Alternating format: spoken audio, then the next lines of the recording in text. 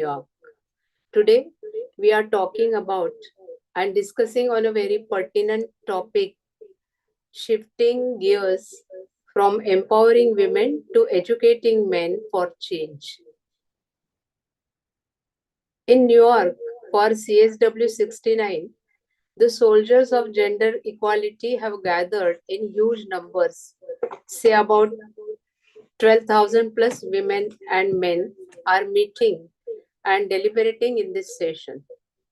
It is a landmark session because we are celebrating 30 years of Beijing Agenda and Platform for Action and 5 decades, a half century of first International Women's Day, which was celebrated on 8th March 1975. During this long period of 5 decades, we have walked the roads of equality, freedom, rights. Still, we have to go long way we have to go. A voluntary civil organization, Bharatiya Stree Shakti, is a part of gender equality and women's empowerment endeavors in India since 1988. We work in the area of skill development, awareness, research, policy interventions, and counseling, and so on. The pillars of women empowerment are education, health, economic independence, equality, and self esteem, which are also the key areas and verticals of BSS activities. We look at women's issues, rights, through the Indian perspective, which is about harmony in family and complementary equality of both. We believe both are equal, though not same, their qualities, both masculine and feminine, complement to each other. Women is an embodiment of Shakti, that is a power within her, and the idea of complementarity is manifested through Ardhanarishwar. Man and women are not binary in our thought process, but they are equal partners in life. Even in contemporary times, women's emancipation movement in India was started, initiated, and supported by men, further which was led by women. BSS takes men along with its activities like gender sensitization programs to change the mentalities and campaigns like Men Say No to Violence, We Men Are with Women. In last 50 years, a role of women in family and society changed. They are now breadwinners, they are now social political leaders. Society, families, and men have to cope up with this change. Women's empowerment has undergone significant shifts in focus and approach over the years. The key gear shifts are from protection to empowerment and from individual to collective empowerment of women. Women's movement all over the world is elevating from equality right framework to gender equity and gender just society. Still, we are 130 years behind our SDG, that is Sustainable Development Goal number 5, gender equality. Why? That is the $1 million question. Bringing the change into action to accelerate progress of GEWE, that is gender equality and women empowerment, is the responsibility not only of women or the NGOs, but it goes to everyone, men, family, society, governments, corporates, and everyone. It is a time to shift the gears of women empowerment to educating men for the change. Women empowerment is all about perceiving the strength of women. Sensitizing men will help in breaking the continuity of toxic patriarchy, intergenerational discriminatory practices, stereotypes, gender based violence, and result into cohesive responsibilities and ultimately in achieving the SDG 5. Now, let us discuss the whole issue, discuss the whole topic with our panel. I hand over to Varsha now. Hello, good morning and good evening. Good evening to all those who are attending from India, and good morning to all the people who are attending from New York and from this part of the world. We all know the topic of today's panel discussion is shifting gears from women empowerment to educating men for change. So we can start the discussion now. And my first question will be to Ms. Sneha. She leads Gender Resource Center at Mumbai Corporation. So my question to Sneha is, women are rapidly advancing in various aspects of life, embracing change and breaking free from traditional gender roles. So, however, many men are struggling to adapt. So, what are your thoughts on this, Snehan? Good morning, everybody, and thank you for this opportunity to speak to all of you and share my thoughts on this whole important issue of shifting gears.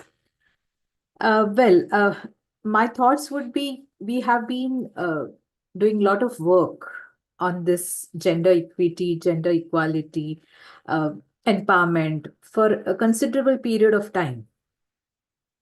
But what is something which I see at ground level or what I see practically when I encounter day-to-day issues of men and women, either in the public or personal spaces, is there is a lot of work which is happening with girls and women, but we need to equally step up our efforts to create more awareness or more empathy with other stakeholders. I will not just say men, but there are various other stakeholders who are equally important in ensuring that we achieve what we want to achieve. So I think what is needed is those consistent efforts, and men is important part of it. But as you rightly, I mean, when Naina was saying in the beginning, that it is just not men and women, which is binary thing that we are looking at.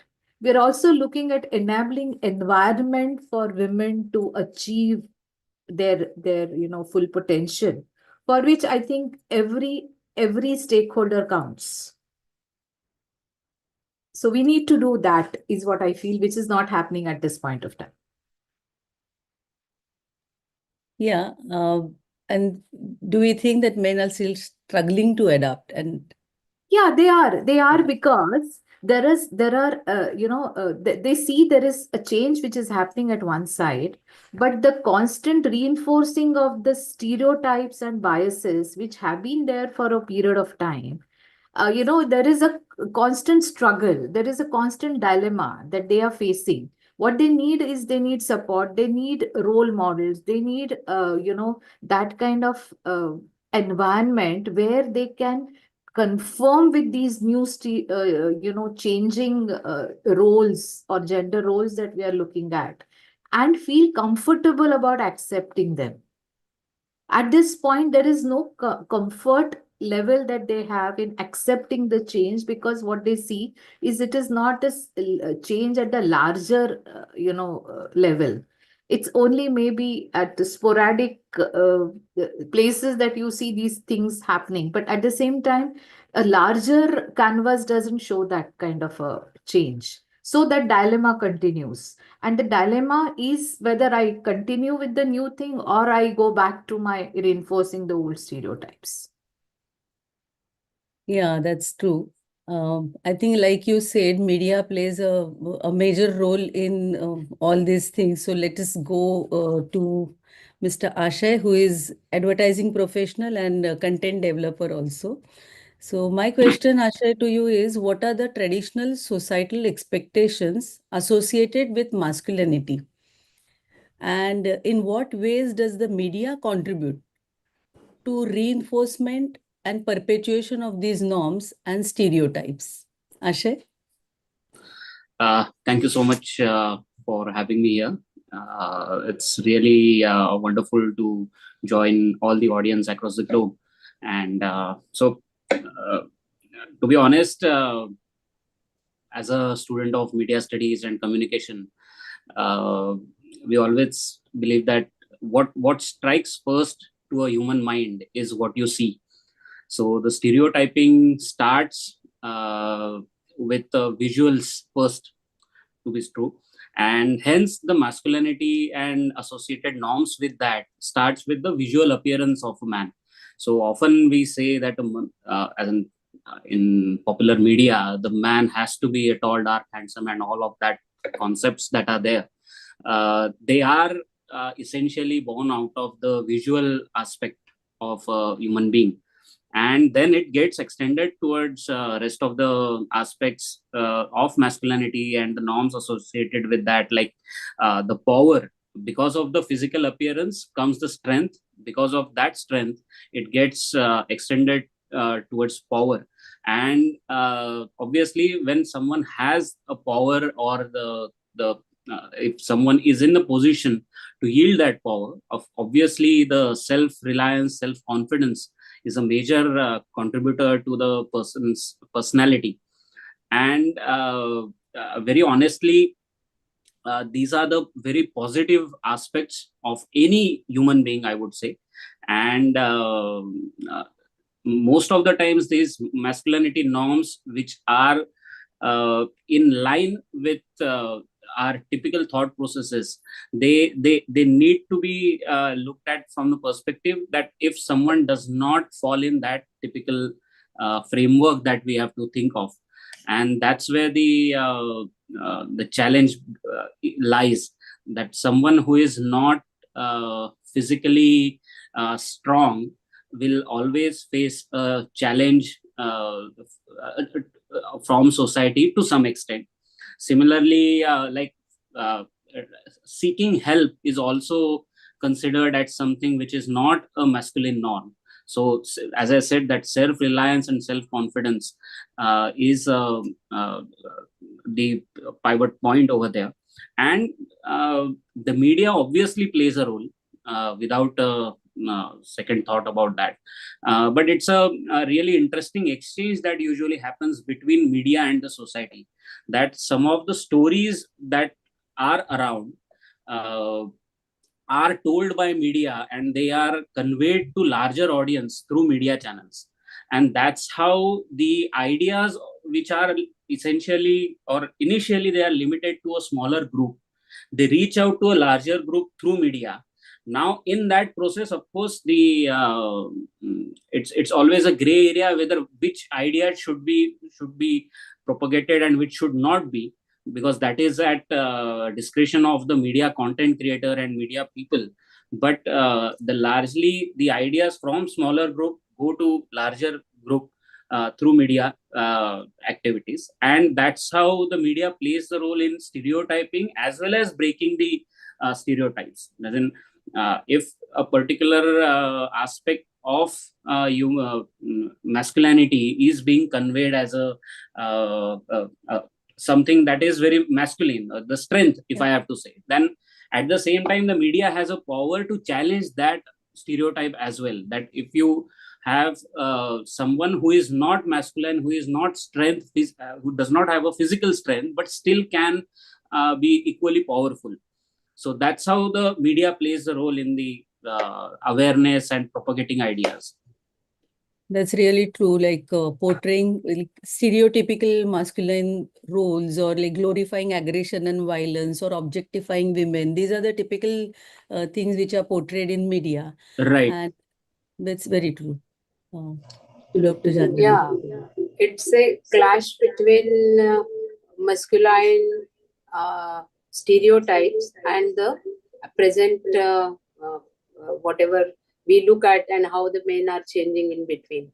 And that may be the area of conflict in between the minds of men also. And they are also bound within the framework of that masculinity which is portrayed by media, or which is followed from the culture or from the society. We have Dr. Janhavi on our panel, who is a psychologist and mental health expert. So, Janhavi, I would like to ask you, what are the social expectations and pressures that men encounter, and how do these expectations impact their emotional expression, relationships, and overall well-being of men? Yes, at the outset, let me thank Bharatiya Stri Shakti for giving me this opportunity to participate in this panel. And it is a very interesting topic because, yes, we keep on discussing about what could be done for women, but I think it is necessary even to look at what is happening to men in the society. And very true. Are there any emotional pressures? Are there any socio-cultural pressures on them because of the stereotypical concept of masculinity? So there is, of course. Just now, Ashay spoke about the stereotypical roles that are portrayed in media, and so is true in real life also. The society expects a man to be strong, to be independent, uh, to be in control of situations and in control of his emotions also. And when these are the expectations, then automatically the behavior, the thinking, and the feeling of the men also is influenced by these socio-cultural norms, which are percolated through generations, I should say, in the past so many centuries. The pressures are too many. The pressures are to perform, to prove themselves. We keep on talking about women having to prove themselves at the place of work, but even it is the men who need to keep on proving themselves uh, because they need to prove that they are in control, that they are more powerful, and they are more capable, probably. And therefore, those who are not able to do that, they always fear discrimination. Discrimination in their families, in society, at the place of work. Probably because of this stereotypical development that happens of the man, there is sometimes a lack of emotional intelligence, that is, awareness about their own emotions, as well as to be able to perceive the emotion of the other. And when that lack of emotional intelligence is there, then expression of emotions of a man also go down, and they are unable to express their emotions effectively. All this automatically affects the relationship dynamics in life of these men. And therefore, especially in families where patriarchal role is glorified, their family interactions, the interrelationships with wife and children, they really suffer a lot. Very correctly, all this has an effect on men. It has an effect on the health of the men, physical as well as mental health. The risk of suicide in men increases because there is a lot of struggle to prove themselves through, let's say, risky behaviors. You see a high incidence of road traffic accidents. You see a high incidence of risky, unhealthy lifestyle like substance use, alcohol, smoking, other substances, as well as unhealthy dietary practices leading to higher incidence of cardiovascular disorders, cancer, and so on and so forth. And there is a high prevalence of depression, anxiety in men. And unfortunately, there is very low help seeking behavior because, once again, seeking help is a sign of weakness. And so, whenever there is any expression of sensitivity or vulnerability on the part of a man, it is considered as a sign of weakness, and therefore that help seeking behavior also goes down. I feel thus the pressures on men to perform in a specific manner and to conform to that restrictive gender role is very high. And if we need any change in the societal uh, structure of equity, then I think we need to work upon these aspects. Thank you, Dr. Jannavi, for your elaborate answer. And there are two questions in the chat. I would like to raise it to you. Would love to cover how to tackle backlash, resistance from men in the workplace when it comes to gender diversity and inclusion. How do we do this without taking the focus away from women? how do we do this without homogenizing men? And to supplementary, how do we do this too with male loved ones without conflict? So that is a question from our audience, and I would like Janhavi to comment on this. Yes. So, very true, especially at the place of work. Once again, well, first of all, let me mention that the choice of work that men have is also influenced by the stereotypical roles that they are supposed to play. For example, their contribution in the field of healthcare, in the field of elementary education, and in the domestic sphere is very low compared to women. And therefore, whenever men men participate in any activity where there is a communication rather than performance, then there is a problem at the place of work also, and they themselves face the backlash and they themselves face a lot of discrimination. I think we must understand that this backlash is also towards men. It's not just towards women who are trying to do everything that a man is doing. It's not just for the women. In one of the panel discussions which I attended on Women's Day, one of the participants said that I had to learn to talk business everywhere, whether it is at the place of work or outside working hours when we met for casual gatherings also. And I had to bring about a change within myself. So, similarly, men also need to, I think they have to to uh, struggle to face this backlash when they decide to be sensitive to the needs of women. On the other hand, they must, or I think we should help men to realize that it is not really necessary to be in control of the situation all the time, or to prove the control, one doesn't have to be aggressive. And how to manage the power dynamics that comes at the place of work. I think if we try and understand the needs of men and address them, then this backlash will go down.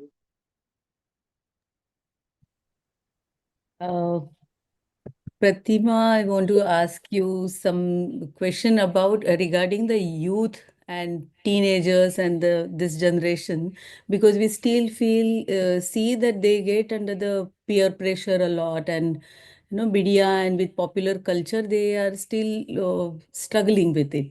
So my question is, despite shifting socio-cultural norms, do boys and young men continue to face pressure to conform to traditional gender stereotypes and roles? And if so, in what context?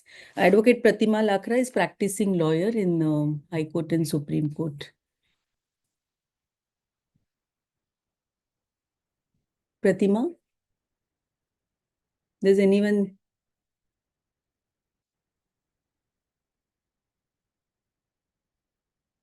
else want to respond to it? Janhavi, you can continue if you wish to.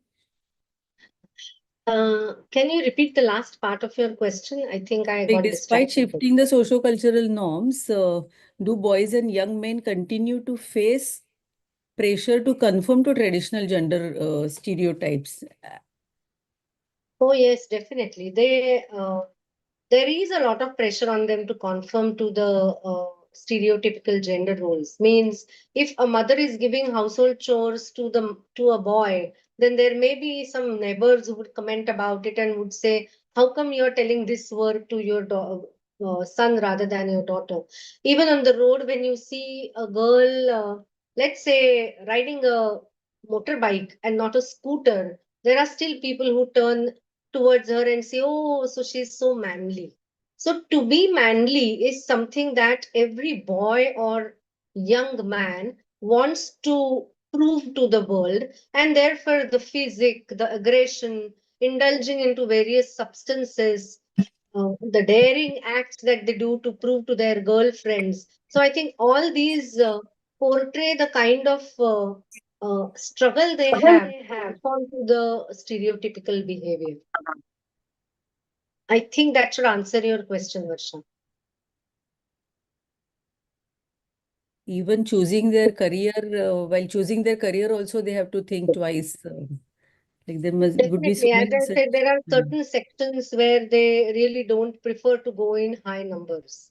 And True. even amongst doctors, see, I am a psychiatrist, and so even amongst doctors, a boy taking up orthopedics is definitely considered as something good, shows that he has the strength, and a girl going towards orthopedic surgery is still not so common, and still there is a disproportion in that. So I think the career choices are also made according to the stereotypical roles, Very definitely. true. Very true. So he Well, has but on the he has other to hand, we show that must he has the remember, bones. no, but I think on So the other hand, we must remember that all the famous chefs are men. very true. Very true.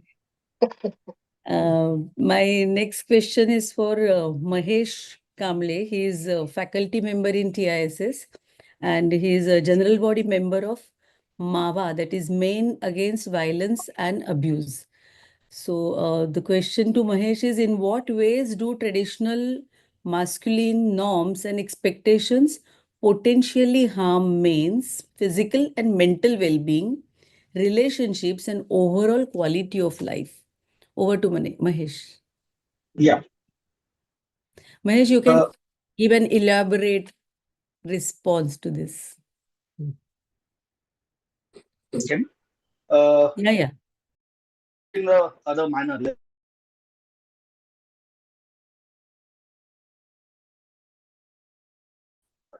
am I stuck? No doubt that patriarchy works against women.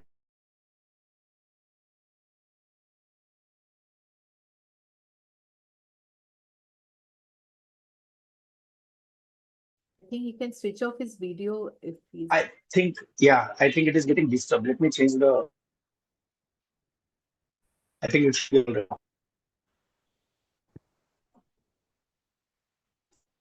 Yeah. So what I was trying to say is the way system is designed. The I'm again problem.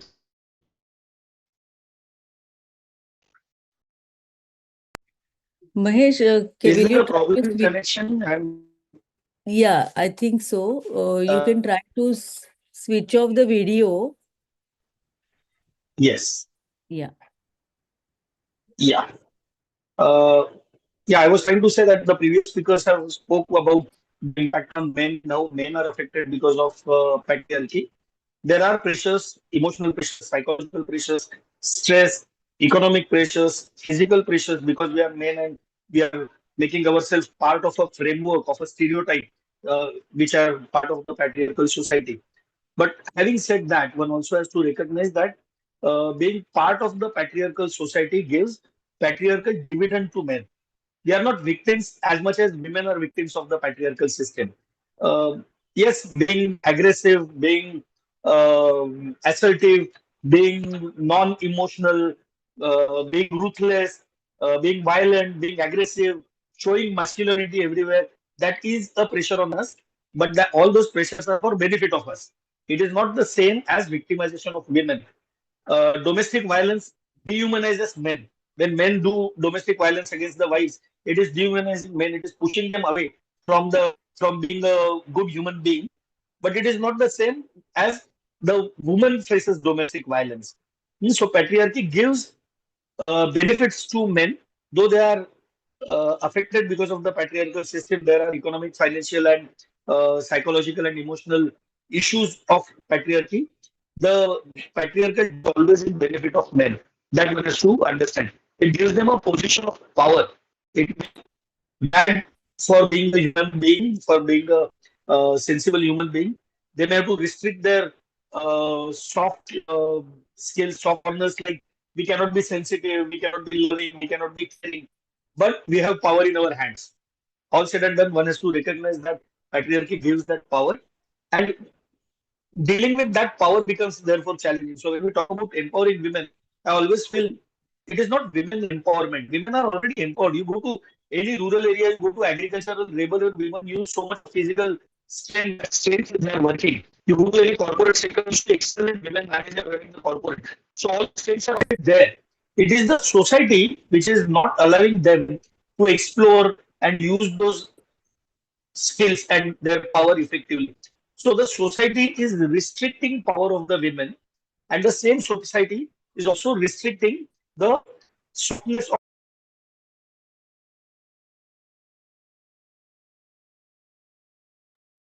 Very true. Mahesh, I Is think he has been disconnected. We'll go to yeah. Sneha, is Mahesh back or Sneha is? Mahesh is back, seems like.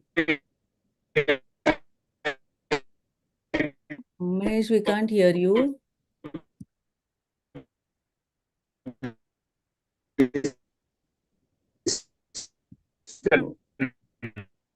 Oh, Mahesh, we are not able to hear you. Meanwhile, no, Mahesh, can't hear you. I think we will go to Sneha for the time being. Mahesh, meanwhile, you can. Your voice is breaking, Mahesh. There is some problem. Meanwhile, Sneha wants to add some points in it. Sneha, please. Yeah. So I will just continue with a little bit of what Mahesh was saying, and maybe when he comes back, we can continue his Yeah, thoughts. yeah. So I strongly believe it is very important to remember that gender is not about women, it is about men also. Right? That is the most important thought that we should always remember. Because if there is a societal pressure on women, then there is a societal pressure on men too. Right? Somehow people always think that gender is about women. No, it is not. Right? So this is one thing that we should always remember. The second point which I I want everybody to understand is this pressure that we're talking about, conforming to the norms that we're talking about it's all related to the societal division of work and access to resources that gender strongly controls. Right. So in order to, conform to these societal norms, men and women tend to do what they do.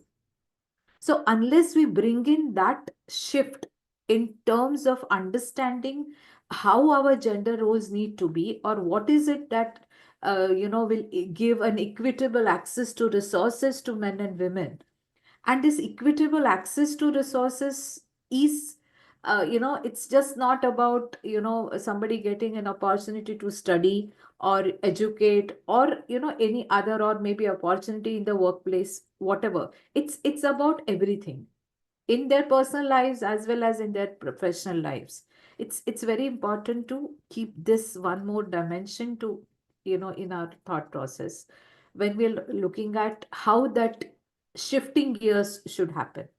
So the shifting gears need to be at this level in order to bring this shift in the mindsets of the society, to bring in that change. There is a very old, very dated joke in the gender trainers, which I have been hearing for last 30 years. And it brings out this very clearly. It is like, one lady talking to her friend, saying that, what, I have got a very good son-in-law who really does everything for my daughter and helps her, supports her, all of that. But in the same breath, she continues saying that, what, my daughter-in-law doesn't do anything. Now, this is what we are talking about when we are looking at the mindset and the societal norms and the expectations that we have from, men and women. So it's just not husband that we are looking at. You understand, there are roles that men play at various points of time. It could be father, it could be son, it could be brother, it could be husband, it could be anybody. So men need to also understand these expectations, societal expectations that are there from these roles, and there should be a change from every aspect. And it could be simply a partner. I mean, no, I'm not just talking about husbands, I'm talking about partners, because we do know there is a huge discussion that is happening currently about partner violence. So it's very important to remember the roles that men play in women's lives at various points of time, how they need to be enabling, one, And to get into that enabling role, how the society needs to create that kind of an enabling environment for those men to get into those enabling roles. And you know what Dr. Akshay was talking about is a very important point.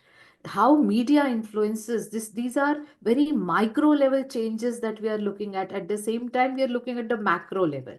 So there has to be a very clear alignment between these micro and macro level changes that we are looking at. It cannot be just at a micro level, or it cannot be just at a macro level, right? So there has to be that alignment there to bring on this change that we are looking at. I think maybe Mahesh has come back and he can continue. Mahesh, do you want to add? No, actually, I was disconnected in between, so I lost the track. What I was trying to say was, uh, when we talk about women empowerment, one also has to consider the other side of the issue that you go to any rural area, women do act with all the physical strength. You go to any corporate sector, you see women doing managerial role with lot of skills. So women are already empowered. They already have those necessary skills. The issue is with the society, which is not allowing them to expose or explore their skills and use them to the fullest extent. So that is where the societal issues come, and those same issues also put restrictions on men. So change in the patriarchal system is necessary for both women and men.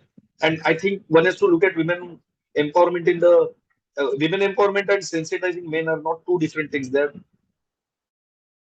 look at them in this angle. That is what I was trying to say. Yeah, Mahesh, you had made a correct and exact point that it is sensitizing men. And in Bharatiya Stree Shakti, we are doing it for last 30, 35 years or so. And all these stereotypes are, we experience them in the private spaces, social spaces also, but they are further institutionalized. And they are seen through judiciary, through police or governmental even agencies. We find that these stereotypes continue. And I would like to ask Dr. Jyoti, in the context of domestic spaces, workplaces, societal norms, and governance, what are some prevalent and limiting gender stereotypes that need to be challenged and debunked to promote gender equality and inclusivity? Yeah. When we are talking about gender equality or gender stereotyping, the first thing that we need to understand that it is going from one generation to other generation. As someone has rightly said, that we do what we observe. So from our childhood, we are observing our parents, our grandparents, and that patriarchy, somewhere we have to break. And it should be, see, for example, few things: the division of work or division of responsibilities. Then it should be the choice of subjects for studying. It should be the choice of profession, the financial decisions. So all these things, most of the time, still are taken by men. And then if woman tries to do it, first of all, is she competent enough? That we have to make sure. The people like us or organizations like us, it's our moral responsibility to make women competent in that matter. And now slowly the things are changing. That just to tell you a few things, because I'm from biology background, there is clear-cut differentiation that, okay, biology field or medical biology field means most of the girls. Mathematics, engineering is for men. But now there is a shifting gears in this too. So that slowly we are changing, and these changes are getting accepted and accommodated by the workplaces and society too, because they are becoming decisive, they are becoming competitive. When it comes to professions, again the same thing, that what is seen, the power equations of men and women are reflected in profession also. So when we are talking about the hierarchy, how many places, how many women reach at the top management? That's a matter of study.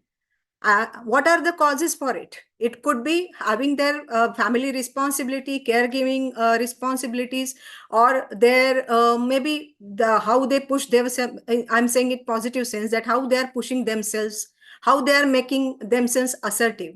So these, it's not always what we always say, is not only women's responsibility, it's the responsibility of the society, or men and women too. So men, the total in general, the group should give them opportunity, and group should make sure that they are there are capacity building programs to fulfill those opportunities too. Then we are talking about society and government. So society, first of all, whatever the norms are there, that men should do this and women should not do this, etc.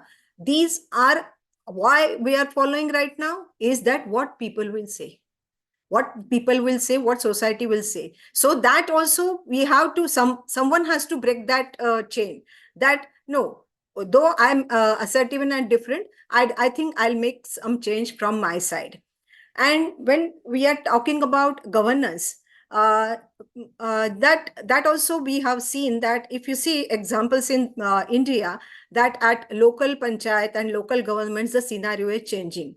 There are many women are coming up at the leadership, and we are really seeing the women-led development, and we are taking efforts to make them competent. But how many women are taking politically competent and politically participating in general? That also we have to have the data, and of course that we should make sure that their grooming should be done for that thing too. And unless and until there is woman at top position, whether it could be the family, society, profession, or governance, that empathy, that sensitivity for the decisions to be taken for women employees or citizens should not be there. So unless and until there is a woman at the position of policymakers, for example, the gender budgeting or the gender friendly or women friendly policies is not that what you can say, it's not that impactful also. So that sensitivity will come when there are women policymakers. Also, the women are policymakers, so we should give chance to policymakers, and things are changing. Thank you. Women's experience and aptitude, their aptitude should be brought in into the systems. Then only the change, whatever we are trying to seek, it can appear, or we can experience that change, I guess. Yeah, and in general, debunking or challenging the stereotypes is essential in today's world. My next question is again for Mahesh, since he is working for Men Against Violence and Abuse. Mahesh, do you think that the urgent need for teaching gender equality to boys and men, and why is it crucial to educate boys and men about gender equality in today's society, and how will this education benefit them personally and collectively? Yeah, as the previous speaker rightly said, we learn gender discrimination from our families. We learn it. It is part of our genetic memory, and we do that. We face that since our childhood in our families. So when we come out in the society, when we come out to the schools, colleges, and societies, then we are coming with those prejudices. We are coming with those stereotypes. It is very much necessary to do proactive action to change those prejudices and stereotypes. And that is why we need to have initiatives like influencing the students, influencing the youth, and teaching them gender equality. It is not going to happen automatically. So it is necessary in that sense. Unless we do a proactive initiative to teach them, influence them, it is not going to happen. So one has to take initiatives and influence them. How is it going to benefit when they are going to go in the outer world? They have to go with that understanding of equality. They will have to work with women. They will have to work with people of different sexes. And that is where understanding the realities is necessary. One has to understand that whatever the woman is not because of her personality only, but because she is made out of a huge historical and traditional practices which she has followed. It is the so it as Trimurti Sangathan always said, the personal is political. One has to understand the performances political. If she has various kinds of pressure, it is because of the societal pressures that she is facing. Unless the youth understands this, it will be impossible to stay in the new world, in the new culture. When the performances come, then they have to perform with women, and working together is necessary there. As Kedare rightly said, those pressures which they are carrying because they are men, those have to be dealt with. I have a lot in the areas where farm suicide happened, and a lot of farmer suicide happened. One of the, I will not say it was the research, but one of the learnings that we had was most of the farmers who committed suicide had no communication with their wives. They stayed together, they had children, but there was no friendship there with their wives. They never shared their stress, their tensions, the pressures that they're feeling outside, the insult that they're feeling outside. That was never shared in the family. If they had shared that with their wives, if they had friendship with their wives, that suicide could have been prevented.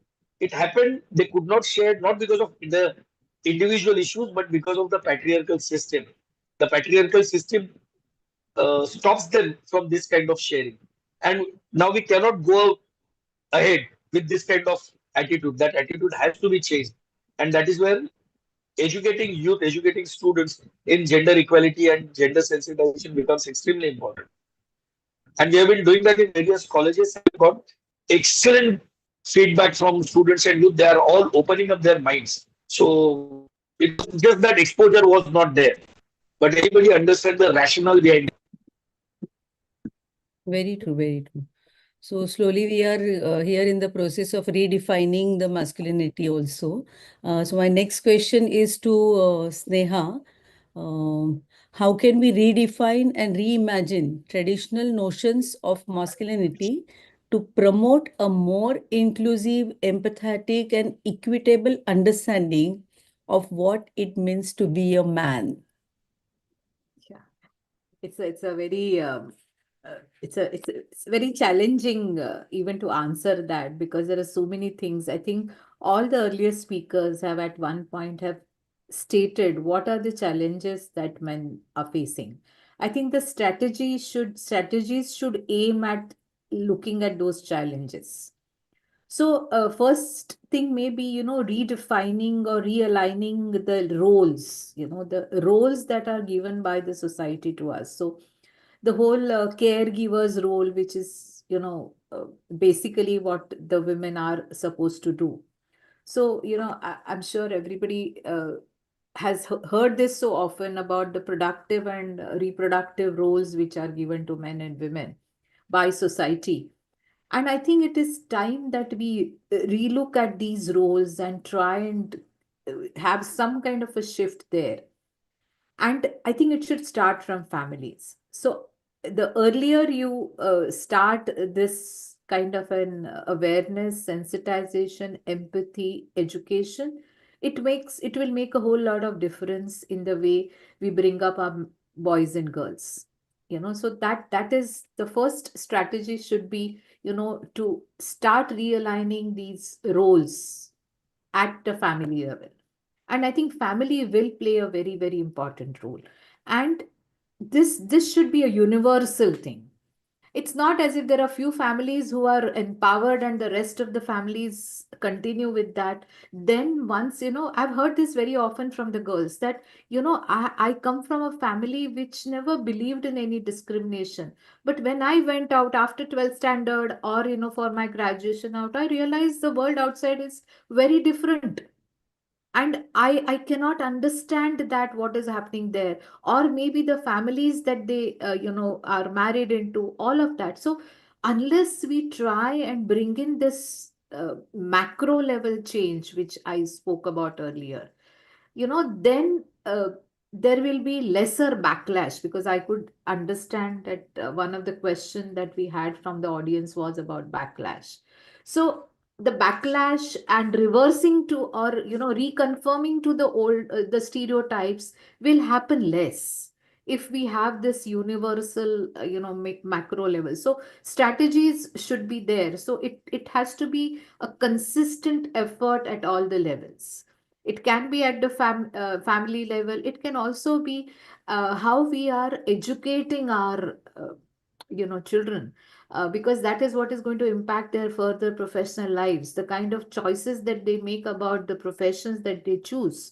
So all of that should always have some kind of a gender dimension across in all the conversations that we have. And this is just not, to keep saying that yes, women want to kind of reclaim something. There is no such thing as reclaiming or getting power from men. I think unless we change even that narrative, there will be less threat that the men will feel at a times, because there is this backlash is also about losing that power which patriarchy gives to men. So there is no such thing as taking power from anybody or giving power to anything. I think we all should be equal in terms of every roles that we perform, either in personal or professional life. So this could be one thing. Second thing, I feel I am totally with Dr. Janvi when she talks about the mental health issues, which could lead because of all this transitional phase that we all are in. So having that kind of an, again, creating some spaces for men to speak about their anxieties. I think Mahesh brought out a very important point that if those farmers had spoken to their wives, the communication, it it would have lessened their stress, the burden that they felt of being a breadwinner of the family. The whole burden which they felt could have been lessened if there was a better communication. So I think one of the strategies also help men communicate their stress, their anxieties, their challenges, and focus on their emotional well-being also. So that could also be very important aspect that we should focus on. And also, of course, I think the last point would be media. I think there is a very important role that media plays, and the kind of messaging that happens. I've seen it in my own personal life. I could give that as an example. My we are so conditioned to look at boys and girls as pink and blue. And that is whole thing is because of media. I mean, from where does this pink and blue comes? From there, right? So my elder son refused to wear a pink t-shirt. But 4 years down the line, my younger son was okay to wear a pink t-shirt because there was one clothing company which had brought out a whole campaign about metrosexual men who wore a pink shirt, Yeah. right? So Yeah. imagine a change that can just happen with one kind of a visual. So I think we should never negate this point of influence of media, film, everything. So it's very important that we have all these stakeholders aligned to the same kind of messaging to ensure that we have this macro and micro level change that we are looking at. And like Can I you add? mentioned about media, we have two persons on our panel from media. So we will get their points also. Jannavi, Dr. Jannavi, you want to add something? Yes, just Yeah, please. 1 or 2 points to what Sneha has said just now. One is that, yes, at macro level, there is lots to be done, and probably at micro level, that is at individual level also, there is a lot of work to be done, I feel. Especially when we talk about emotional expressivity and self-awareness, that what kind of self-awareness men get as they grow up and say be grow up into a young adult. I think that is something we will have to work on, and it's not just sensitization about the state of women, but it is also being sensitive to your own needs, to your own expressions and emotions. I think that is something that will have to be done at micro level.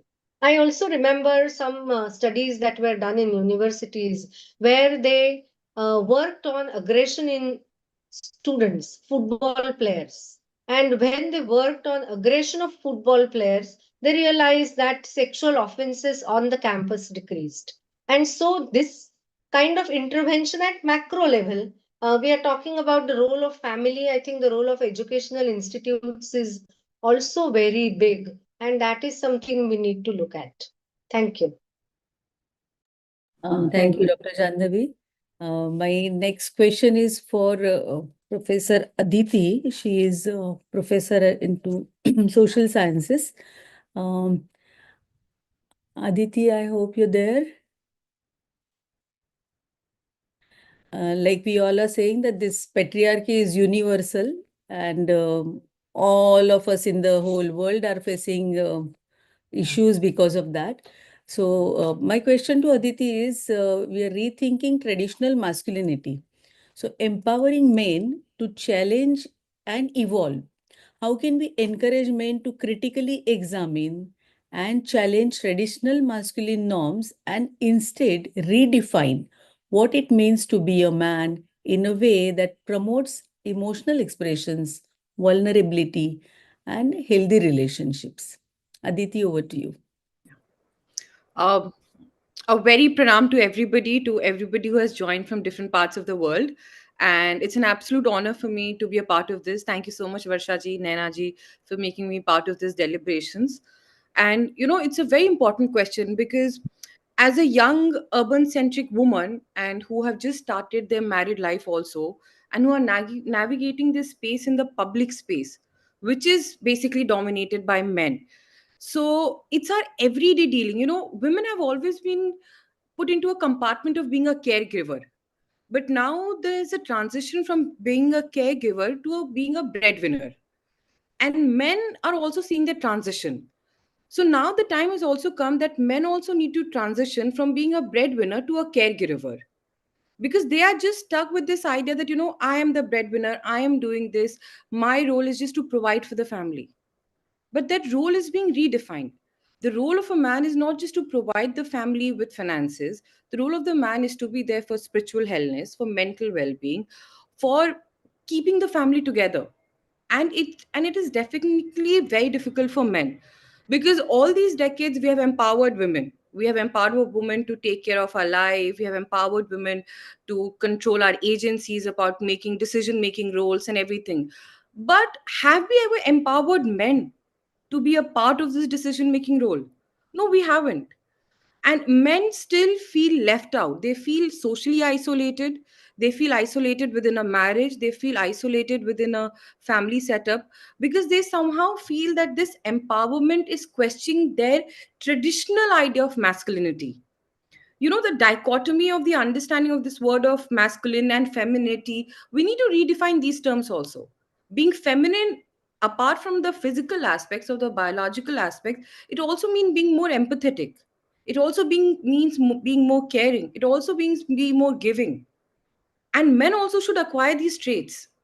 If there is some unequal expectation between a couple, it is because they imagine their roles in a particular set of spectrum, and that spectrum has been expanded from one gender, but the spectrum is still the same for the other gender. And empowerment, it's not a unidimensional process that you give social, political, economic empowerment to women, but it is a multidimensional approach wherein the men play the most important role, because we belong to the land of Ardhanarishwar, as Nainaji also said. We believe in celebrating the differences between men and women, and we believe that both of us are one entity. And but when both of the entity are same, you need to put them from the equal platform. There are patriarchal forces, there are hegemonic forces which have been working, and we have been fighting, and we have I must say that all of us have acquired that level now, because CSW has been happening, and as ma'am said, that 12,000 women have joined. It's a great step for empowerment. But the question is, how many men are there? How many men are there to address to these things? How many men are there to understand our menstrual pain? If I am going through a pain of menstrual of 5 days a month, is my husband, is my brother, my father, my male colleagues are understanding? Why there's that taboo that you are still considered impure if you're menstruating? This is one aspect of health. There's another aspect of marriage. When both the couple of male and female are getting married, their roles need to be redefined. The masculinity needs to be redefined. If the man feels vulnerable, if the man feels, that he's vulnerable, he wants to express his own emotions, the woman also should be there. She should not put him that, you're the man of the house, you can't. She has to give that shoulder. And similarly, the men has to. That, now I understand that you are not just a uh, mother and a wife and a daughter-in-law, but you're also a professional who's trying to make her space in the professional world. So that balance is very much needed. And that balance can definitely come up when both the genders are empowered. That's what I feel. Agree, Aditi, because these gender issues are not pertaining to some area or so, but these are global issues, and people are struggling how to control our ego. Men are especially struggling for that, and how to break the norms. There are so many comments in our comment box also, and our viewers are agreeing to the panel what we are putting before them, and they needed to face the break norms. Huge fear of criticism is there in their minds. Rejection from others need to be transformed and overcome. ऐसे बहुत सारे such points are being mentioned in the chat also. But when we come across the extremity of stereotypes and extremity of toxic patriarchy, we experience that women have to face the gender-based violence. Now I'll go to Charudat, and I have to ask Charudat the question that how do rigid and outdated notions of masculinity contribute to the prevalence of gender-based violence, and why do men and boys, who are often both perpetrators and victims, struggle to break free from these harmful norms? Charudat, you are there?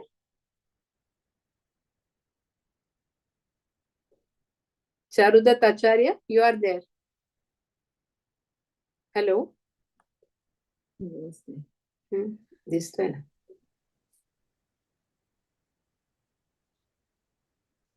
Because most of the times gender-based He's violence is come. perpetrated by men and boys. So I would like to have your view on this, Charu.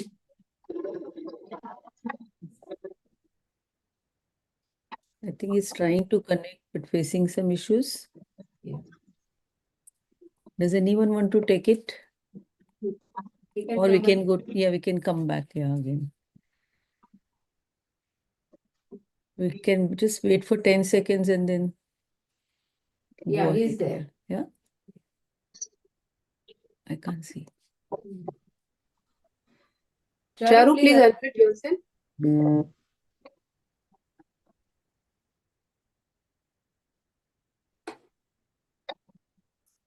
Yeah. Go ahead. Yeah. A lot of very interesting, insights into this discussion. I'm learning a lot.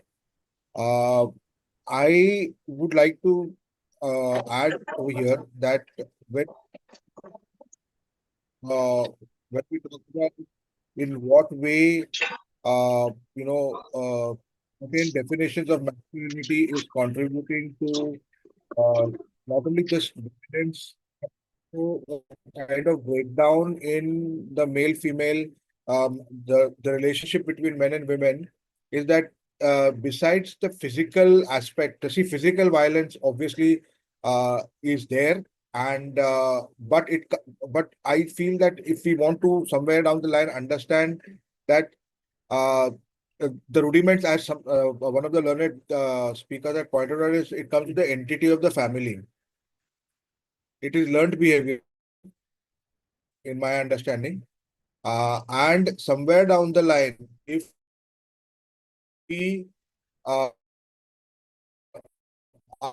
able to create certain, what we're raising our children, that under any circumstances, like like it is, I mean, for lack of other words, it's like toilet training.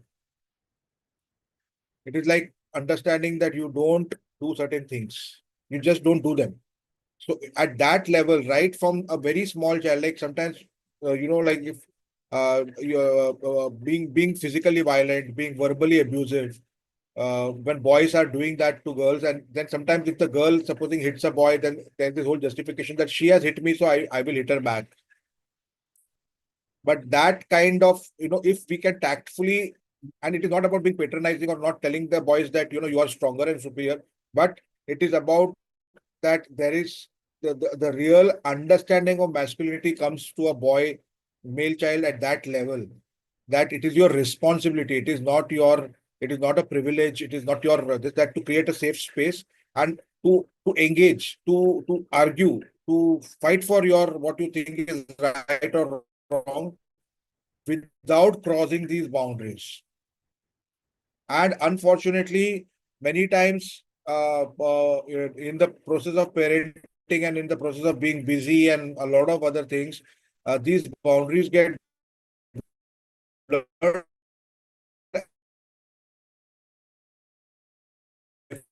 Definitely, I work in the media and we see that crossed, where not taken that that you cannot get into a violent space. And the other aspect of it is that when it comes to boys, I have realized over by raising two boys myself, me and their mother, my partner, wife, we have together tried to. We have always noticed that if we are able to make boys understand that many times young boys or even later on men do not want to be out of the male circuit by standing up to something that somebody who's alpha within that group is doing. And they fear, there's a fear of being ostracized, there's a fear of being thrown out of the male group. Or there's a fear of it's not only about violence. A boy might land up defending himself from violence, but he will be out of the male activities that these boys would probably do. So if we can put it into the mind of the child, you create your own groups. You don't have to hang around and be part of a group. Like many boys' argument is, I didn't do it. The other boys did it. It can be even standing on a, outside a school or in a college and teasing a girl or passing lewd jokes or doing something inappropriate, and that is completely not correct. But the boy's defense is, I don't do it. I'm a good boy. But we have to put it across to our children that being a good boy is being a strong boy, is about creating your own groups of similar good boys and standing up to the bad boys and always being there, because that fear is something which I have noticed from childhood, that they don't want to disturb the male cartel, if you can call it, or the male group. So these kind of things, I think at a family level, if we start understanding, and I think parents and men need help in understanding that there is a larger community which can help them to shape and almost create a syllabus kind of understanding. And then these are culturally very different. They are within our country. If you look at Mumbai, and within Mumbai, there are 7 or 8 classes and communities where all these definitions have their own variants. And we cannot have one size that applies to all. So it is a complex and difficult thing, but it has to be done. It just has to be done. This is what I would like to say on this matter. Very, very, very true, Charu. Now, from here, we can go to Mr. Ashay. He is also from your fraternity. And I would like to ask him about defining characteristics of positive masculinity. So, Ashay, are you there? Yeah. So, what are the key characteristics, values, and behaviors that define positive masculinity, and how can we promote and embody these qualities to foster a healthier, more inclusive understanding of manhood? Yes, indeed. So the positive masculinity, if I have to just simply put, it is about using the masculine norms of power, strength, and the self-reliance, the independence. And as a man, I know that these are my strengths. Then to convert them into positive masculinity, I would say it is necessary to acknowledge the same aspects about a women partner. So, or as in women in your group.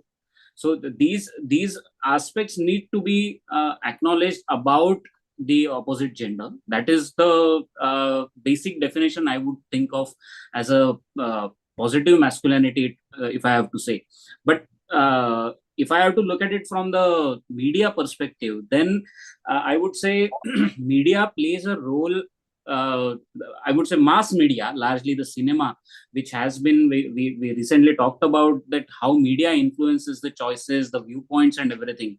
It is the mass media that can give a voice to these positive masculinity as well, because let's consider a cinema in 90s or 80s where the angry young man, the alpha man, was the very much in thing at that point of time. And if you say a period from 2005 to 2020, if I have to say, we have seen a lot of content in media space which has given a kind of challenge to these stereotypes. That I cannot think of a film about baldness. 3 films released in one single year which were talking about the bald man, and that is something which has a I'm pretty sure that people who are bald, who face these kind of challenges in their lives, they would have been able to relate to that kind of content. So media will definitely give a voice to these minority voices. But having said that, today or rather till now, we have discussed about only the mass media aspect, but going forward, the social media is going to drive, the user generated content is going to drive our media consumption, content consumption. So I believe in this kind of a scenario, what is more important, that people share their experiences, their point of views, and not to restrict themselves from sharing something which you are following in your life. As in, social media need to be put to good use. It's not just about creating some kind of cringe content, some kind of funny content, or some kind of ultra educative content. That when I want to find some new knowledge about something, people have started using social media. But it is also equally important to create a social media space where the issues related to gender equality, and when it doesn't have to be a lecture kind of a thing. It needs to be more about how I am acting in a certain scenario, how I am reacting to certain situation, that need to be in public domain. And I feel, as in, whenever I discuss some of the aspects of healthy relation, I would say, because that's where the gender equality would come into the picture, with my friends, my cousins, then I really feel that this exchange is very much necessary, and how our interactions with my peers have helped each other. It's not just about my point of view helping them, it's about their point of view also helping me in my life. So I believe that kind of platform, that kind of media content needs to be there more and more in public domain, where these things can be explained with certain examples. Because often what happens, that I am able to relate to a person who comes or rather who has a similar family background, similar socio-economic background that I have, then I am able to relate to that person. But so more and more people should be able to start conversing on social media space as well. That's how we, as in, this masculinity will automatically get converted into a positive masculinity, I feel.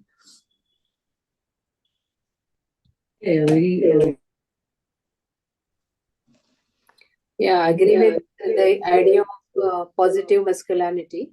And I would like to go to Aditi and ask how this new idea, gender sensitization, can benefit men, and how we can take it forward in the new generation.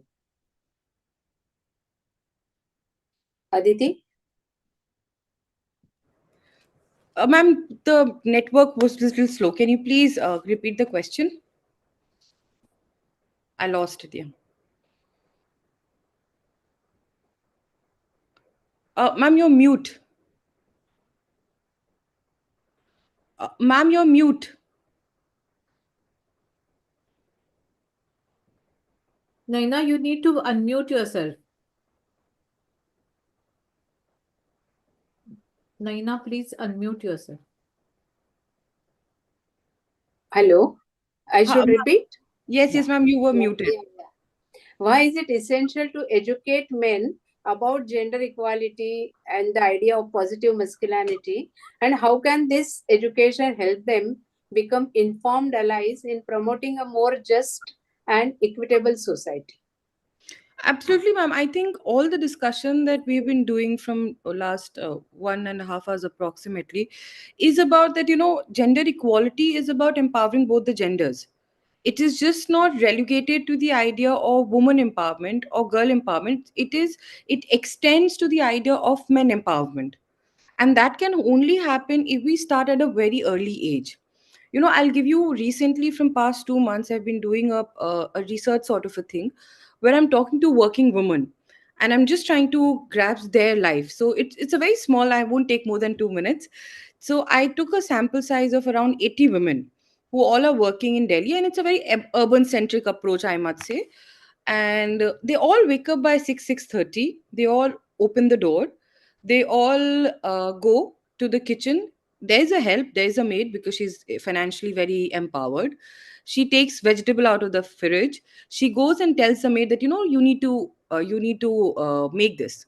Meanwhile, it's 6:30 to 7:30. Her life is gone. The husband wakes up at 7:30, asks for a cup of bed tea with her newspaper in his hand, and discusses world politics. Right. Meanwhile, the woman is coming back from the kitchen, getting ready and making the breakfast, making the tiffin for the husband, packing the tiffin, and he's leaving. And the woman then is sitting back and wondering that, and the man has driven away, like with his own car. The woman is sitting back and thinking, should I take a cab? Should I take a metro? Should I take, because the idea of financial burden is also on her head, because the house, running of the house is her responsibility. Now, this is the scenario of almost all the working women, which I'm sure all of us will resonate with. But the question here is, it's not the man's fault here. Have we ever asked our partners, or have the men have been ever socialized to be a part of this process? We have so deeply engraved and deeply entrenched with this idea of being this, the habit all troop that, I am the superwoman. I can be a good dancer. I can be a good housemaker. I can be a good professional. I can be do this. I can do that. So the idea of habit all in women is so deeply, deeply entrenched that we never go out and tell men that, empowerment is not just letting me, that I'm going out and being financially stable. It is that you also become a part of my household work.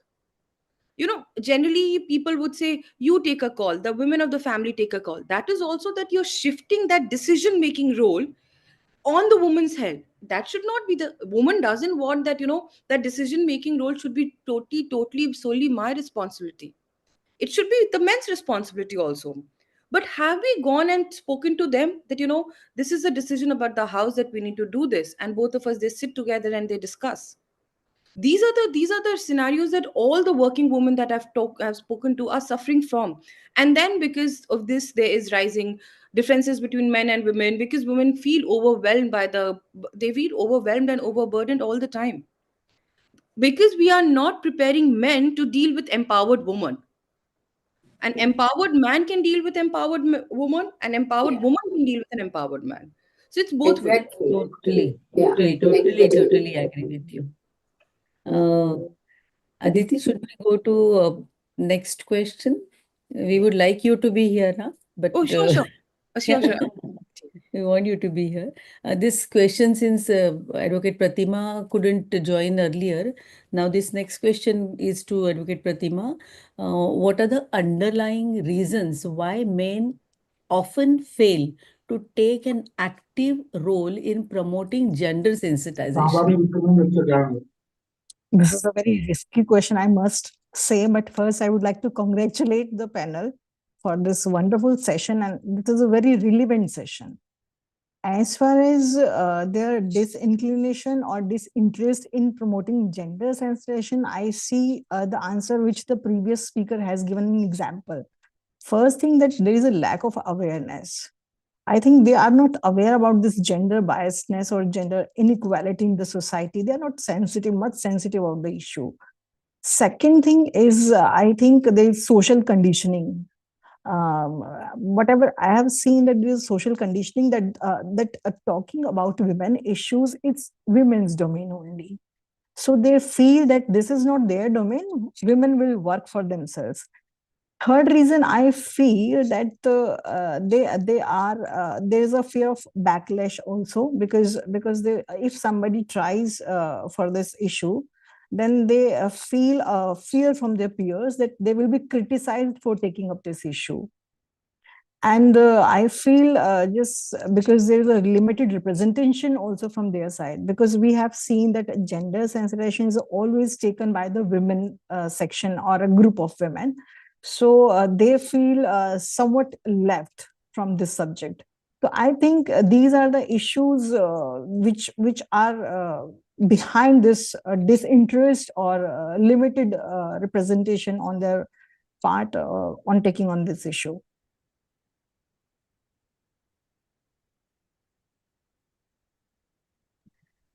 Yes, Pratima, we agree with you. We women are so much into this gender sensitization, but we always feel that it is not, like gender is for both genders, no? Yes. So for all the Yes. genders, let's Yes, say. gender not just gender both. sensitization is really very necessary for an equitable society. And they must understand that this gender equality aspect will help their daughters as well. So they need to understand that by taking up this issue, they will make a gender equitable society, which will for their benefit as well. Yes, yes, yes. I'm going back to Ashay. Ashay, let's talk about little more about the family equations here. And to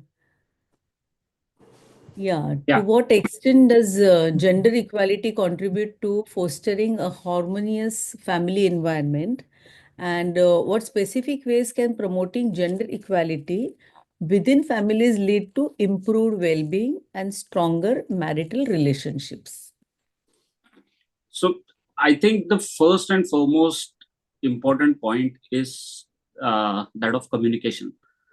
Having a good, healthy conversation with your partner as well as within your family, be it your mother, sister, or even grandmother. What is critical is to have a good, healthy relation, to have a conversation where nobody is judging each other from any point of view. At the same time, they are welcoming each other's point of view. That is also very much essential. I also feel that for healthier families, it is important not just to have the conversation, but also to acknowledge and give a space to your partner to flourish in the space that they as in they would like to. That is also equally important. It is so sometimes I feel that the masculinity norms, again coming back to the earlier topic, that financial decisions is a greatly dominated space in families by men. Now I come from a family, or rather my parents to some extent they openly challenge that norm. As in, my mother has been banker, my father has been in social life, and if I have to say that my mother has been forefront in taking certain decisions about the financial aspects of the family. Now I have an upbringing of that kind. Now when I got married, it was very much obvious for me to expect my partner to also have the similar line of thinking. But over the period of last 7-8 years, I have understood that okay, she has a certain kind of upbringing in her family. Now so I'm looking at it from a completely different perspective of gender equality, that I am quite open to that gender equality. where I want my female partner to be contributing about the financial decision making. Of course, she is contributing to finances as a family, but decision making also I want that that her participation needs to be there.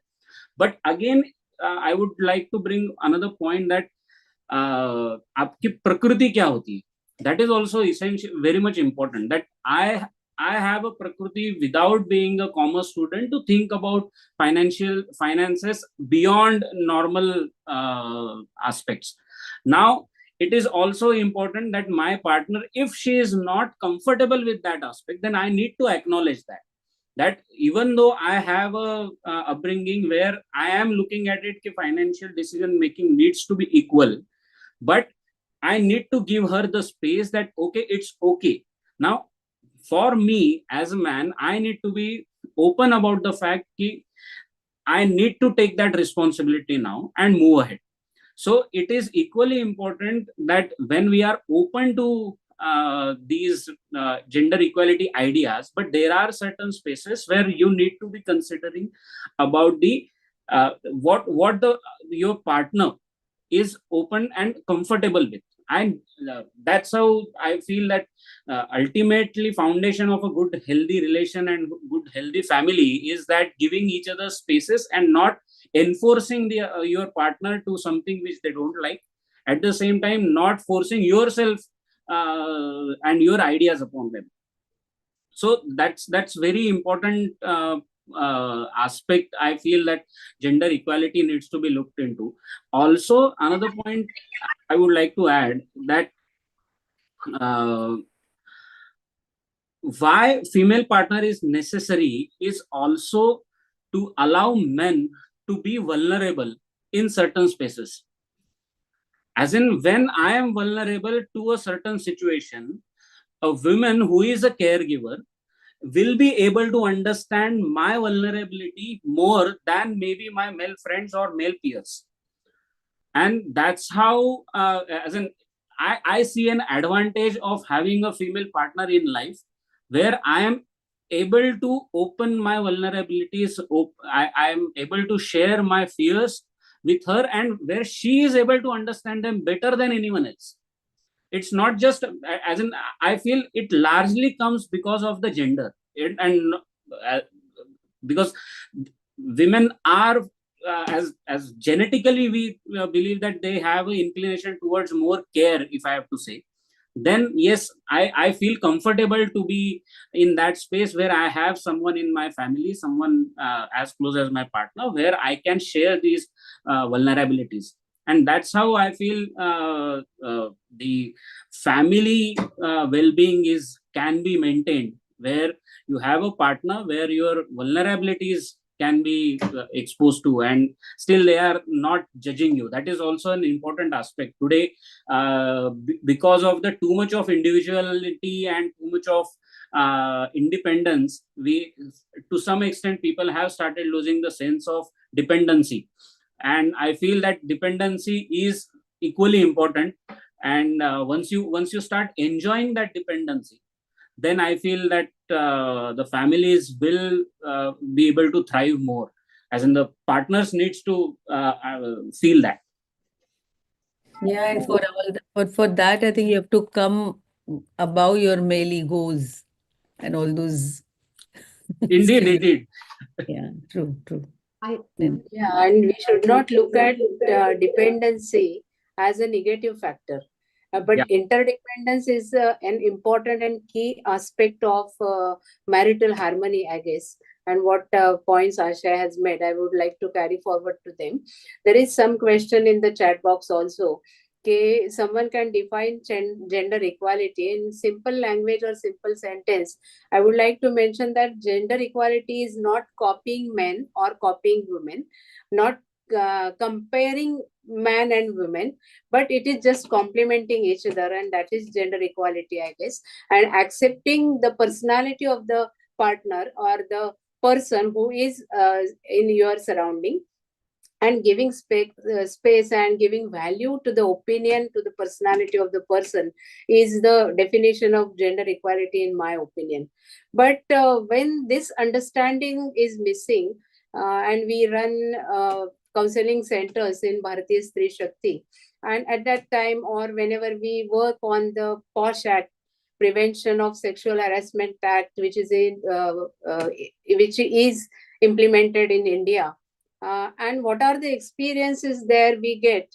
We would like to we would like Seema ji to enlighten us about these experiences. In what ways have your experiences working in counseling centers and serving on prevention of sexual harassment POSH committees provided tangible evidence promoting harmful gender stereotypes? Seema ji. Namaste. While counseling for sexual harassment, we always experience impact of harmful gender stereotypes. तो इसमें हम देखते हैं कि first we can see that victim blaming attitude. In all cases, we can experience this. कि victim of sexual harassment or assault were blamed for the incident about women roles, the way she dress up, the way she socialize with others. Always victims are blamed for that. Number two, we can say expressions of masculinity. At workplace, men take advantage of the power of their position, and because of that, we always experience these expressions. When a person sexually harasses, he is using sex as a tool of power to oppress or undermine the other. The nature of sexual harassment is that it combines misuse of power with the exercise of one's sexuality. Therefore, we can say masculinity is deeply rooted within the problem of sexual harassment. Next one is stereotypical expectations from women. We always see that we see that women are often expected to conform to traditional feminine roles, such as being and submissive or nurturing, which can limit their personal goals.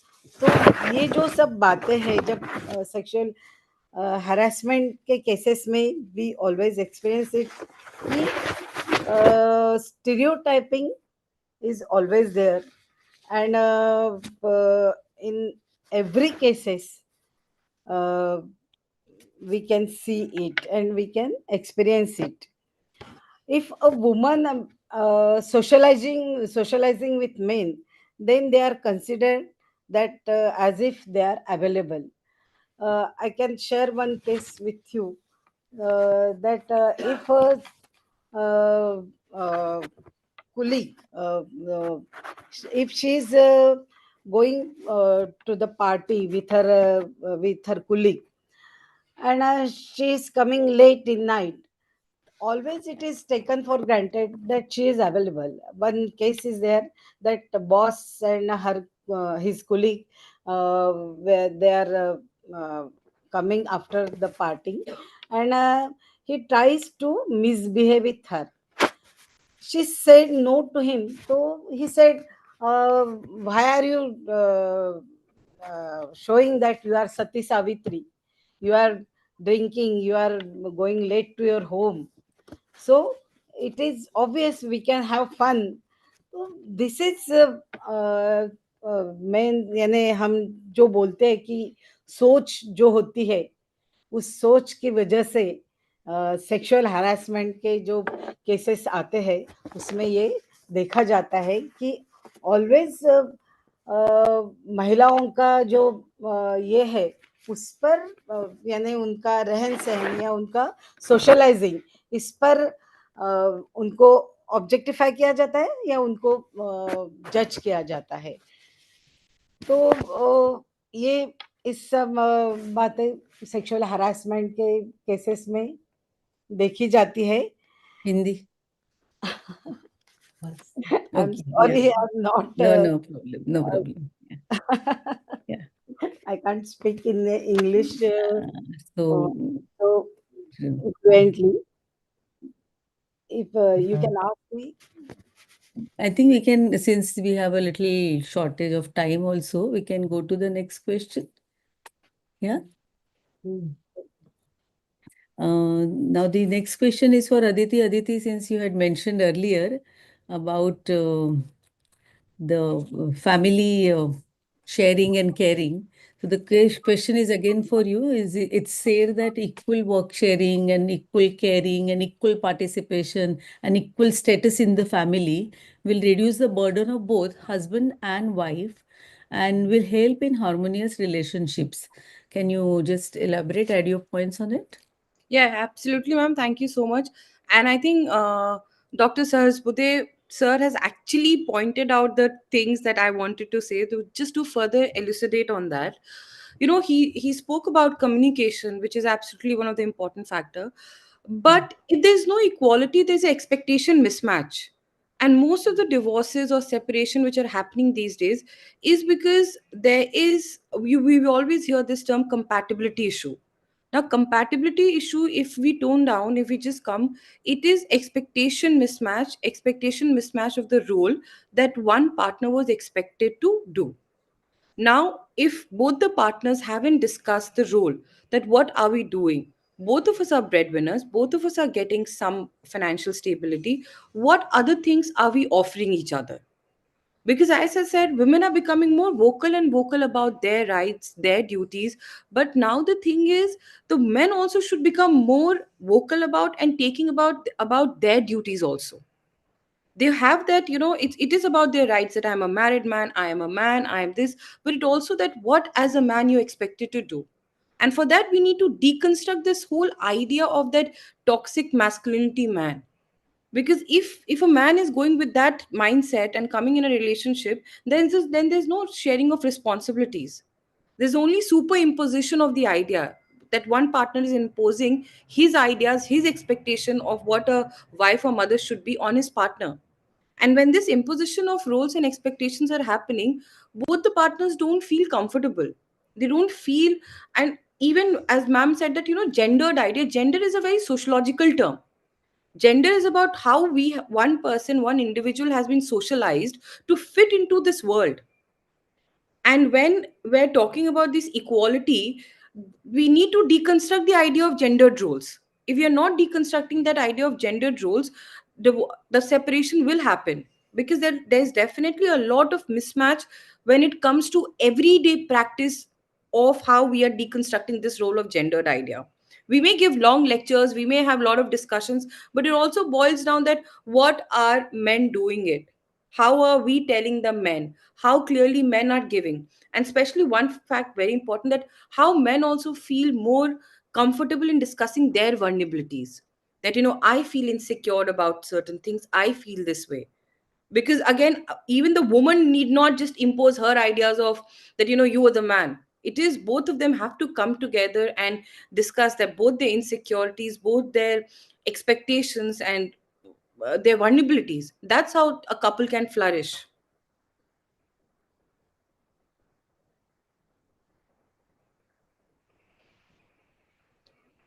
Agree, Aditi, with you totally.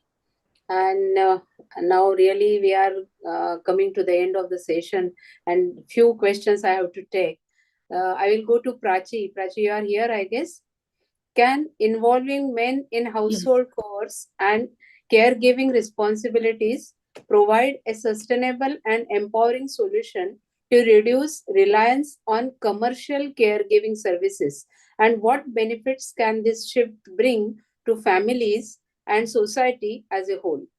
Because CSW 68 has focused on care economy in a big way.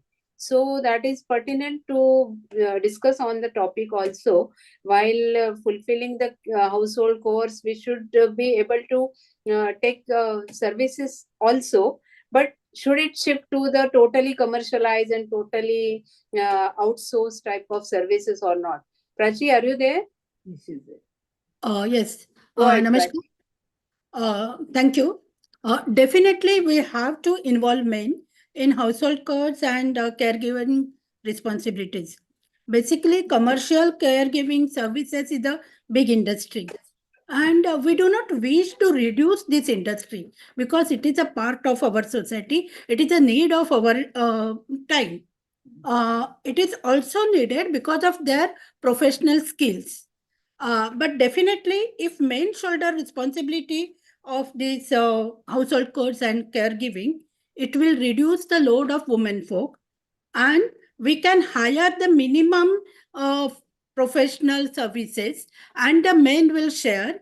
It will be also beneficial to the ailing person of the family, because any person who is ailing, if he gets this kind of services from our own people, maybe father, husband, son, or brother, they will definitely do it with more care and love and affection. Again, care, love, affection, all these values are universal values. They are not gender-based values that these are only women's role or these are only men's role. And another important thing, there will be a check and balance. We should always have a balanced attitude, balanced way of life. And for that, the men should be involved in these activities. The work, rather duties, are shared by all family members. Actually, it is a very stereotypical role that man is a breadwinner and woman has to do all these household chores or caregiving activities. This is a traditional gender role.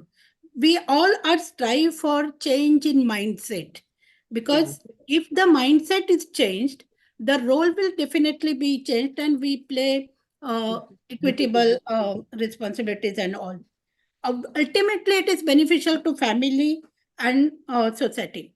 There will be the physical, financial, emotional, and spiritual sharing in family, and there will be a shift in mindset, and gender equality will be gradually established in family and ultimately in society. So we have to think for that. And men, this is a life skill, so they have to be taught right from beginning in all these activities. This is my some opinion. Thank you so much. Prachi, I agree with you in totality. But there is also a section of marginalized women that may be geographically marginalized, caste, religion-wise marginalized. But disability is one more factor where we should concentrate our discussion. And as Prachi said, the purpose of arranging this session on shifting gears and changing men or sensitizing men, educating men was arranged to bring before the audience some pertinent points about the topic. So I would like to go to Dr. Medha, who is working in the disability area. And due to double discrimination leading to marginalization and exclusion, what are the challenges of disabled women? Medha, what is your take on that? Medha, are you there?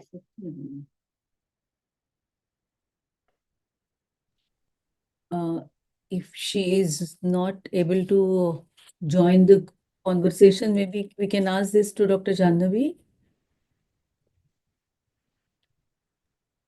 Medha was there actually, but Can't see her. yeah, might have left. Can ask her. again. Janhavi, I'm taking this question to you because Yeah. problems of marginalized women are more serious than the more serious than other women because they are doubly loaded with the problems. So, can you put some light on this, Janhavi? Okay, will you repeat the question itself, because I could not really get it. Then my question was, due to double discrimination leading to marginalization and exclusion, what are the challenges of disabled women?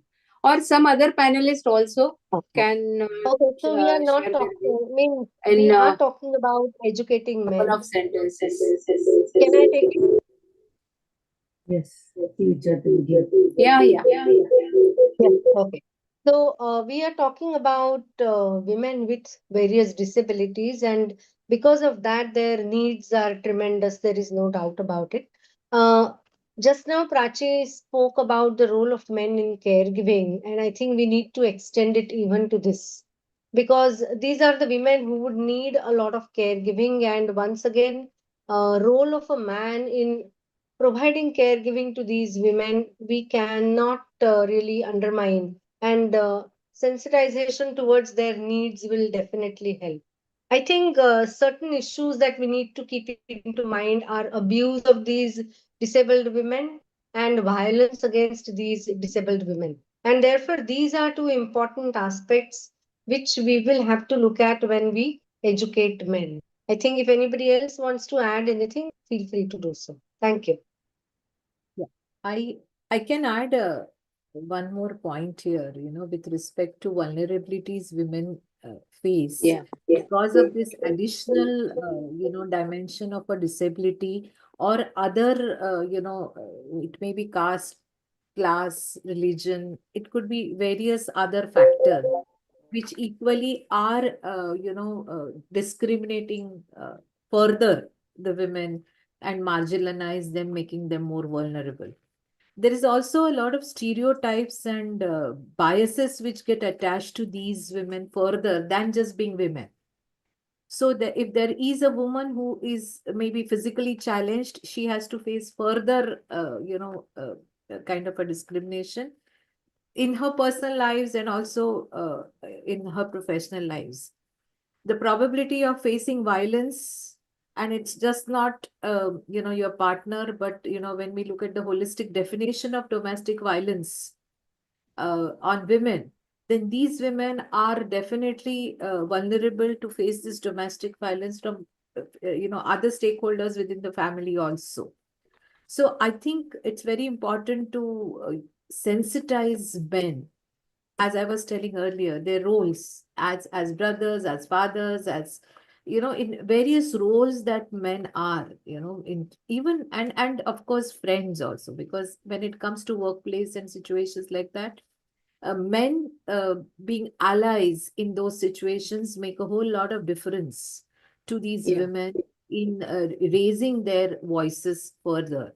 So I strongly believe that in these further marginalized women, creating allies in men will be very important part of the discussion. And that is something which we should focus on. Aditi has to make some quick point, and then we'll go to the last question, and Varsha will take further question after Aditi made her point, and then we will go to the end of the session, I guess.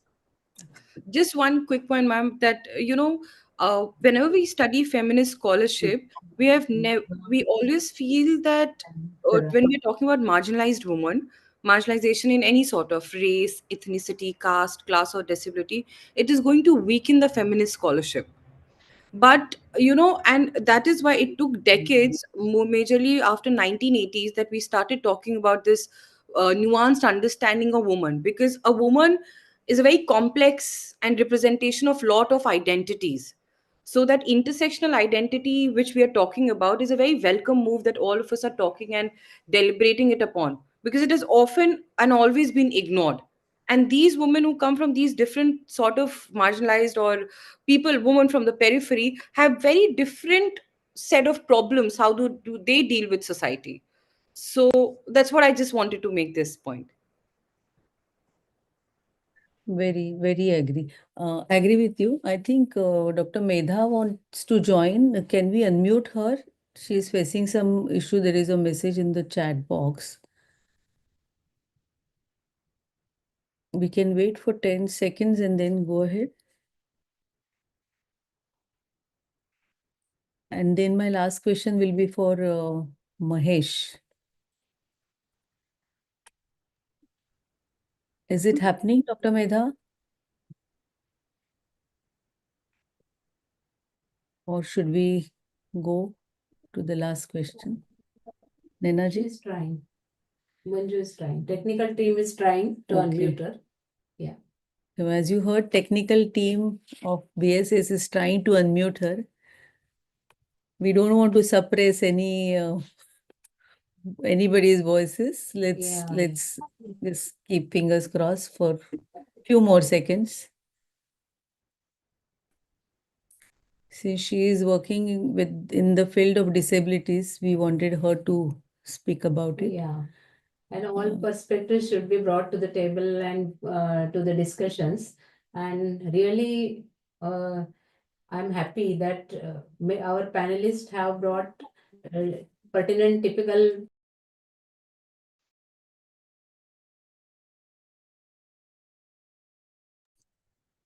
I think since time is also running short, let's go to Mahesh. Last Yeah. question is to Mahesh. And Mahesh, it's about like since we are now shifting the gears, and when we are shifting the gears, we just want to know that how men can gain from advancing women's empowerment and what are the tangible advantages and positive outcomes that men can experience by actively supporting and promoting women empowerment. Mahesh, over to you.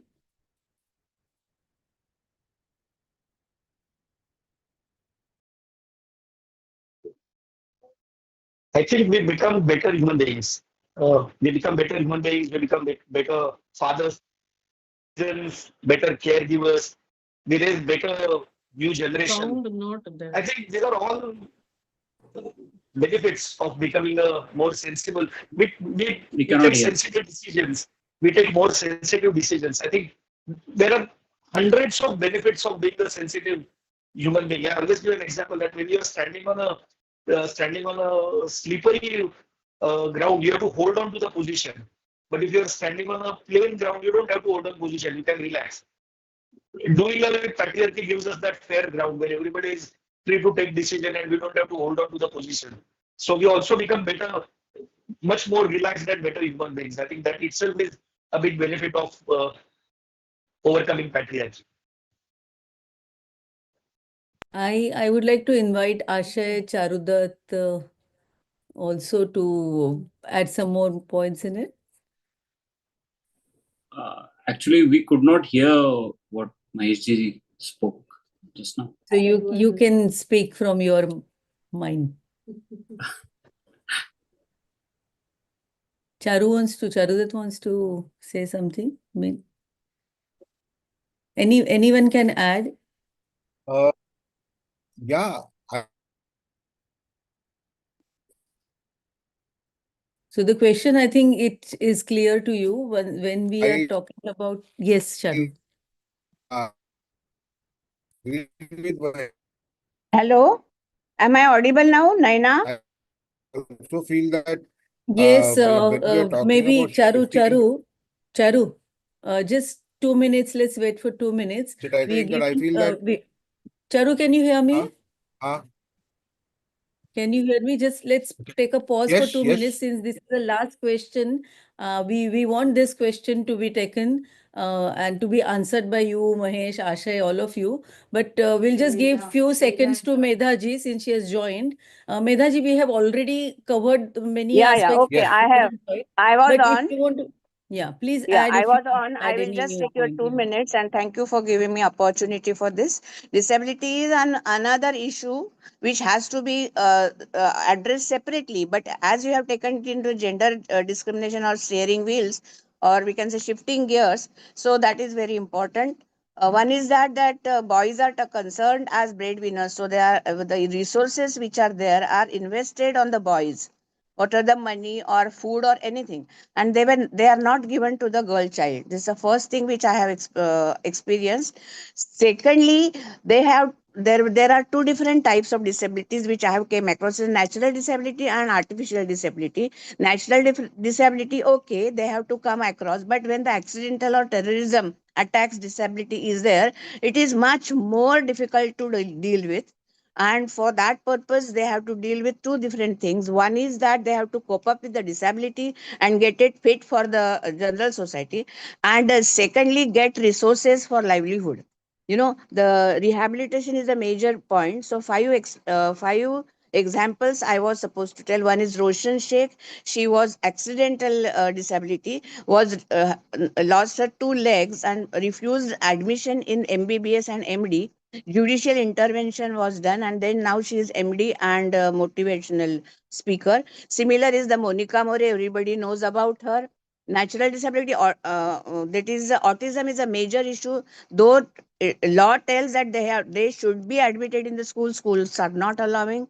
So society has empathy, sympathy, mercy, everything, but they don't have trust in the disabled people. So that is what a major issue which we are facing. So I recommend only one thing, that there should be social security pension to all disables who are not able to earn their money, or less money rather, after they become 30. Otherwise they are getting abandoned and they are getting homeless many times. So social security has to be considered as our social duty. Thank you.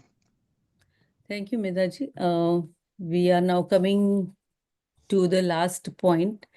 Inclusivity is most crucial, and that Yes. we all agree with you. The last question is again for Mahesh, Ashay, Charudat, and whoever wants to answer. It's like how the men are going to be benefited with with being more proactive in women empowerment process. Yes, Asha, you want to start? Yeah. So definitely it helps in not just in your personal life, but also in your professional life. And I am I'm speaking it from my own experience, that the perspectives that a woman will bring in any kind of decision making will be definitely different. And it definitely helps you to navigate through challenges, be it professionally or in personal decision making also. And secondly, these perspectives will not just help you, or rather strengthen your own beliefs and your own decision making as well. That when you have a perspective, or rather I would say, if I am saying something, if I have some opinion, and if I have my partner's opinion much similar to what I have, then it gives me a strength to enforce that opinion as well. Thank you, Ashay. Charudat, you want to add? Yeah, I would like to add one point. I mean, that while yes, professional life and family life, and as brothers and as fathers, and it really makes the quality of our life better.